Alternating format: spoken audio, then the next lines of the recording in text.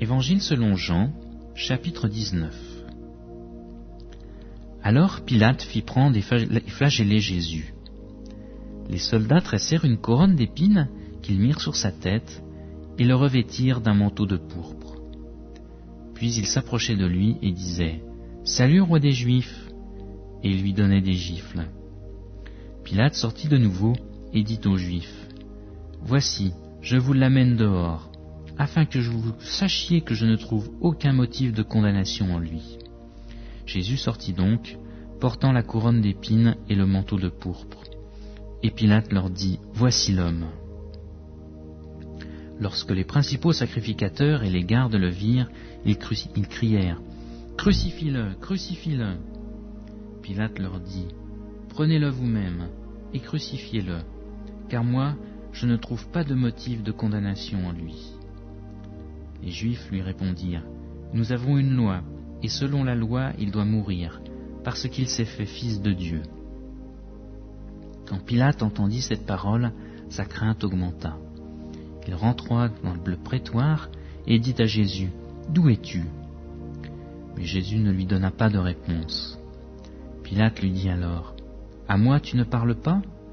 Ne sais-tu pas que j'ai le pouvoir de te relâcher et que j'ai le pouvoir de te crucifier ?» Jésus répondit « Tu n'aurais sur moi aucun pouvoir s'il ne t'avait été donné d'en haut. C'est pourquoi celui qui me livre à toi est coupable d'un plus grand péché. » Dès ce moment, Pilate cherchait à le relâcher.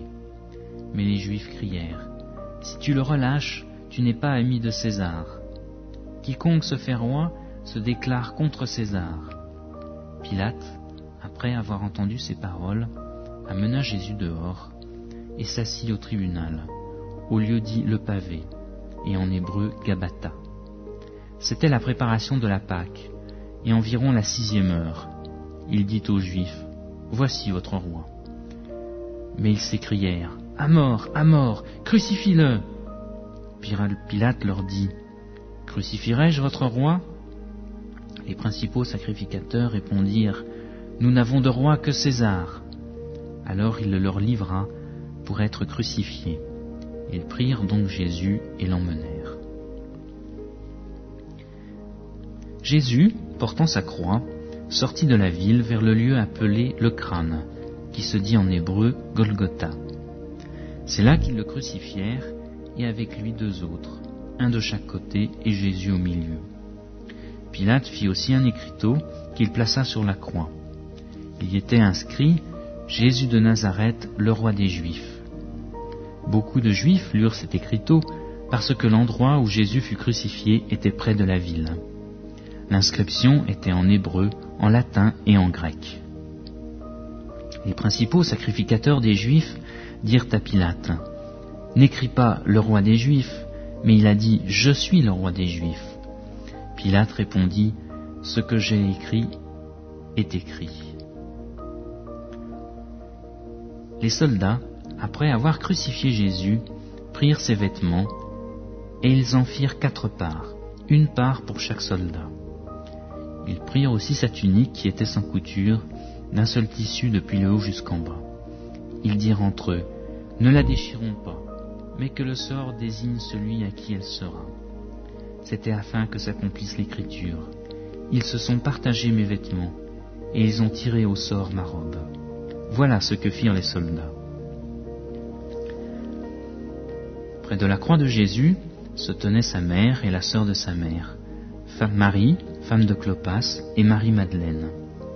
Jésus, voyant sa mère et debout auprès d'elle le disciple qu'il aimait, dit à sa mère, « Femme, voici ton fils. » Puis il dit au disciple, « Voici ta mère. » Et dès cette heure-là, le disciple la prit chez lui.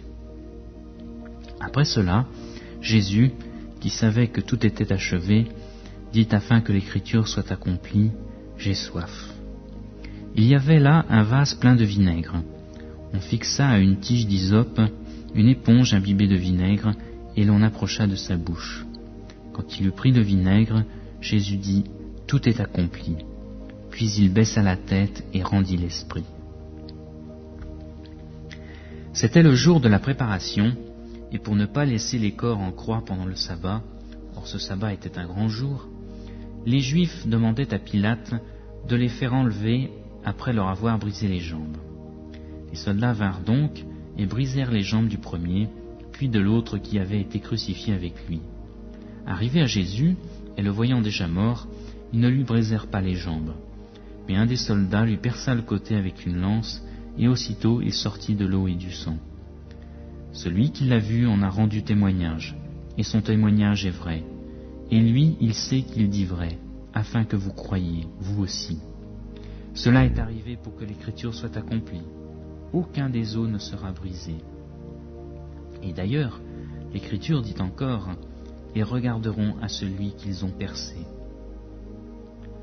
Après cela, Joseph d'Arimathée, qui était disciple de Jésus, mais en secret par crainte des Juifs, demanda à Pilate la permission d'enlever le corps de Jésus. Et Pilate le permit. Il vint donc et enleva le corps.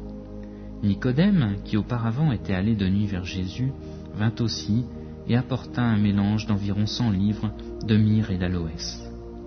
Ils prirent donc le corps de Jésus et l'enveloppèrent de bandelettes, avec les aromates, comme c'était la coutume d'ensevelir chez les Juifs.